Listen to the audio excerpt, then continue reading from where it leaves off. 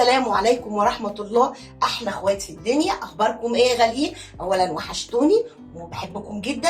ويلا النهاردة بقى الجو حر جدا، فقلنا هنعمل مع بعض مشروب المخيطو، بس إحنا هنحط إضافة تانية من عندنا. يلا نسمي بسم الله ونقول هنعمل مع بعض العصير إزاي. بس أنا بقى النهاردة معايا الأستاذ محمود حبيب قلب أمه ده، ربنا يخليه يا رب ويحفظه. فهو النهاردة وبصراحة صاحب الإضافة الجديدة ديت، فأنا هسيبه بقى هو يعمل معاكم العصير. يلا يا استاذ محمود بقى نشوف هنعمل. اول حاجه ازيكم عاملين ايه؟ يا رب دايما تكونوا بخير.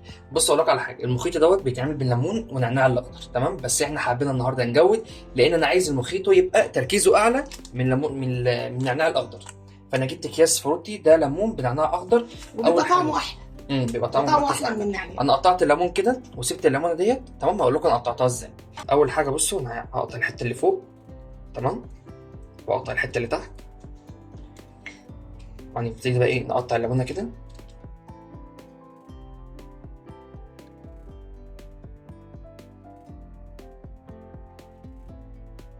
بص انا كده قطعتها هي، تمام؟ محمود اصل عايز يدي يعني ايه كل التكات بكل تفاصيلها، احنا قشرناها برضو تمام. هنبدا بقى نقطعه. شيل بس البذره اللي من جواه الاول.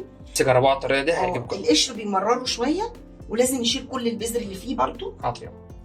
احنا كده كده بنصفيه، بس برضو البذر لما بينضرب في الخلاط معاه ما بيديش، يعني ما بيبقاش حلو خالص. ماشي.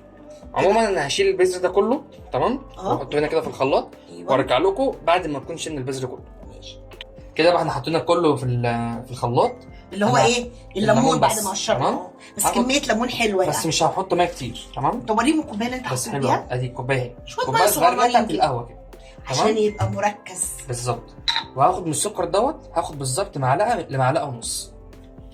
ايوه عشان الليمون ما يبقاش مزز قوي، عشان ما يبقاش مسكر، انا مش عايزه. خد خبرتي يا ابني. حاضر يا ابني خد خبرتي. وهنمسك بقى كيسين الفروتي دول هنحطهم برضو.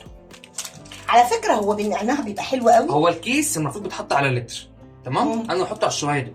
ماشي. النعناع برضو، الليمون بالنعناع بيبقى حلو قوي، وكمان لو عملنا الليمون النعناع مركز، بس صدقوني الفروت بيدي طعم احلى كمان. جربوا هيديكوا تركيز اعلى من الليمون الاخضر، من النعناع الاخضر. والفروتي ده على فكره ليمون بنعناع. حلو قوي على فكره، ريحته شديده قوي ما شاء الله. نضرب بقى كده، نضرب بقى ايه الكلام ده كله كده في بعضه. بسم الله الرحمن الرحيم. شايفين اللون بتاعه عامل ازاي؟ بس بصوا بقى لونه بقى عامل ازاي. شايفين اللون؟ بصوا اللون جميل قوي ازاي. ده اللون اللي انا عايزه، وده التركيز اللي انا عايزه. هصفيه وارجع لكم تاني. بصوا بقى اللون بقى عامل ازاي. بس والله بامانه والريحه حلوه قوي. بصوا بقى زي بسم الله كده، ومركز على فكره اكتر من الليمون. حاول بقى ايه، نعملهم على الاربعه كده بالتساوي. ايوه عشان ما حدش يجور على حق اخوه، عشان ما حدش يتظلم. ايوه بس على فكره هو كده تركيزه هنا يا موجي، هنا بس حلو قوي. التلج بقى نبدا بقى نحط كده مكعبات التلج. مع الحر ده محتاجين شويه عصير حلوه كده، وهنعمل باذن الله شويه عصير تانية هتعجبكم جدا. ده بعد كده نحط بقى السبرايت، وممكن 7 صح؟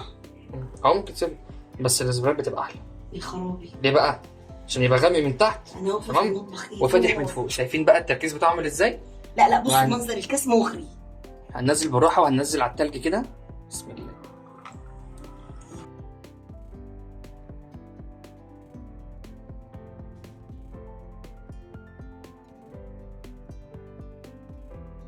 بصوا بقى يا جماعه، هو المفروض دوت يتعمل ازاي؟ نروح منزلين كده، تمام؟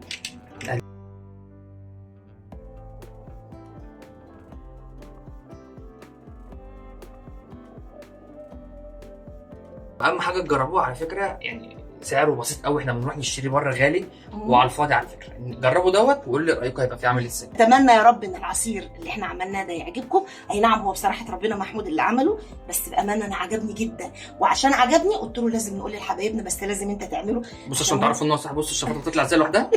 شايفين؟ ده كده متركز. لا بصوا الجمال، لا وتناسق الالوان. يعني بصوا من ايه، خلاص يلا يعني بصوا من الغامق. الشفاطه بتعمل ازاي؟ ايه حاجه جمال الشفاطه اهو. بصوا ده كده بقى، ده التركيز العالي. شايفين؟ كل ما الشفاطه هتعلى كل ما التركيز هيبقى عالي. بصوا يا حبيبتي انزلي كده. لا ماما يلا نعمل النهايه بسرعه. طب بصوا شايفين؟ كده تركيزه حلو. التركيز عالي، التركيز. اتمنى يا رب ان هو يعجبكم ويكون يا حبايب قلبي في رعايه الله، واقول لكم انا ومحمود السلام عليكم ورحمه الله.